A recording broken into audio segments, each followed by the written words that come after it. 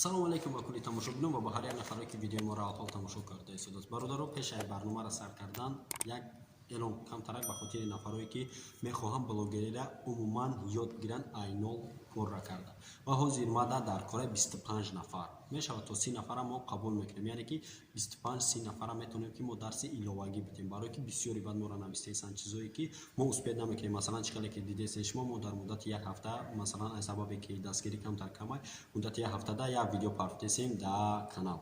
Ба ҳамин хотир мо дар кора 25 ё 30 нафар одам мо блогерия ёд метем айнол то уровне ки шумо ёд мегирен. Яъне ва дар инҷа шумо чӣ кор мекунед бародаро? Шумо мода инами чихеле ки дидесен номерои WhatsApp ё ба WhatsApp бенависед ё Instagram мо силкаш да комментария ё ин ки да описания силкаи Telegram мо мешавад. Короче фарқ дорад кадом социални сете ки доред шумо метавонед ки мода нависед, яъне ки вақте нависед илтимос хоҳиш мекунам занг назанед. Навистем бигӯед ки барои мо яъне ки шогирдӣ занг задастем, шуморо ки нависед ҳамин хел гапо. Так что ма метавонам ки шуморо дастгирӣ кунам ва ҳамин чиза пеш барем бародаро. Агар ягон кас ҳамин чиза хоҳишманд боша, жилани дошта боша, фарқ надорад шумо як ҷои чизе ҳастен нестен, форатон ба компютер, форатон ба телефон. Медонам ки ҳозир 70-80% блогерҳо ба телефон сара кор кесанд.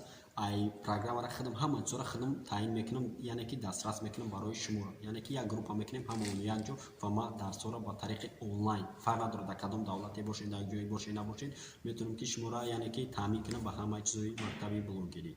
Ба ҳамин хотир бародаро, агар ки жиланитон боша, фикри ақидаро нависен дар описания ва ма интизори ҳар яктаи шумоем. Ва мегзарем барномаро сар мекунем.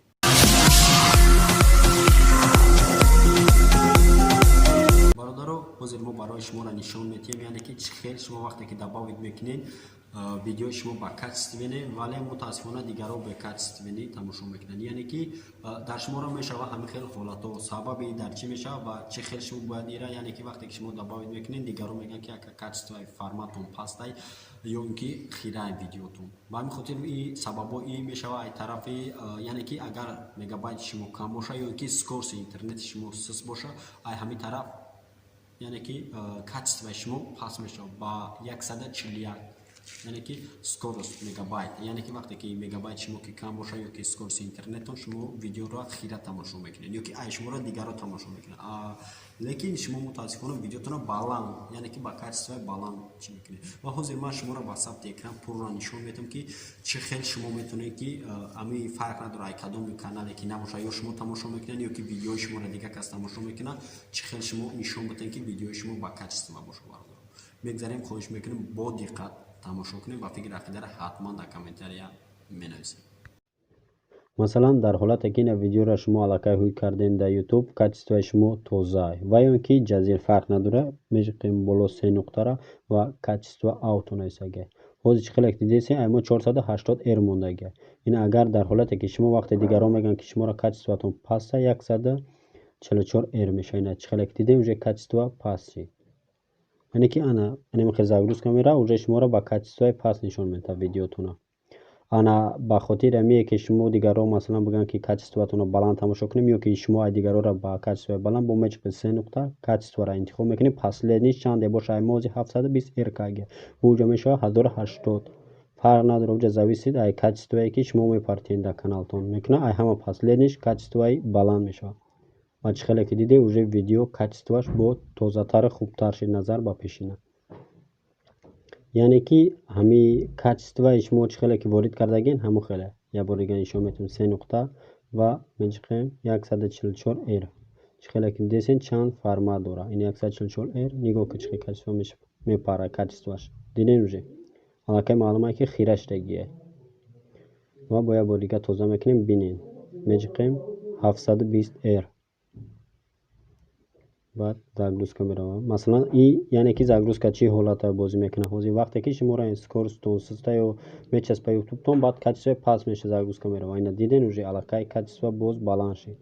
яъне ки зависид ай интернети шумо мекунад. агар баланд кор кунад тоза нишон метавад. ва чӣ хеле ки диден ягон ҷои нофаҳмӣ надорад. агар ягон чиза нафаҳмиден ҳатман нависен дар комментария, мо боз мефаҳмонем шуморо бародаро.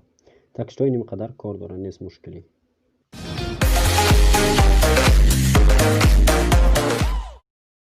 бачкале ки дидед шумо бародаро ягон мушкилӣ надора ва ягон қиниям надора. Бачкале ки ман шуморо нишон додам, ана ҳамин роҳҳоро шумо истифода мебаред ва шумо видеои дигар каса ба качество тамошо мекунед ё ин ки видеои шуморо дигар касо ба качество тамошо мекунад. Сабаб дар чи буд? Уже шумо аллакай ҳамаша фаҳмидед бародаро.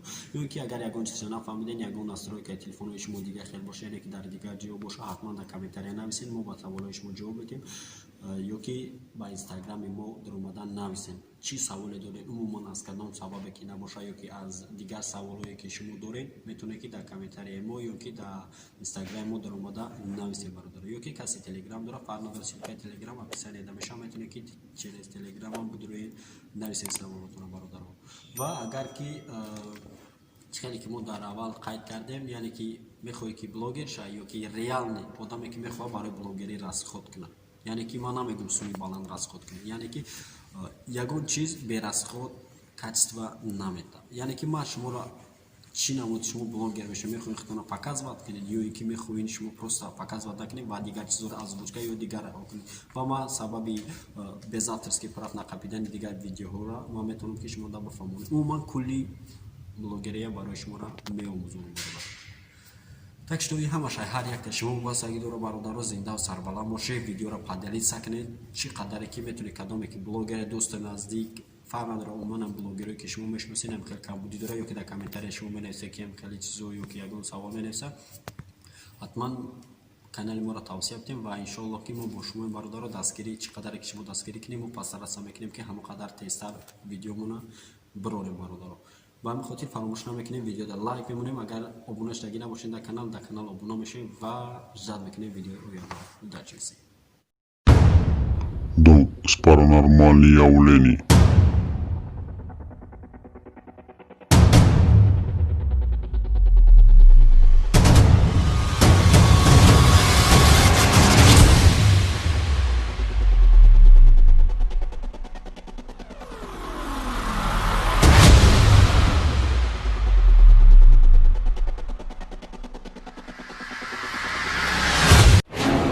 Охотник за привидениями.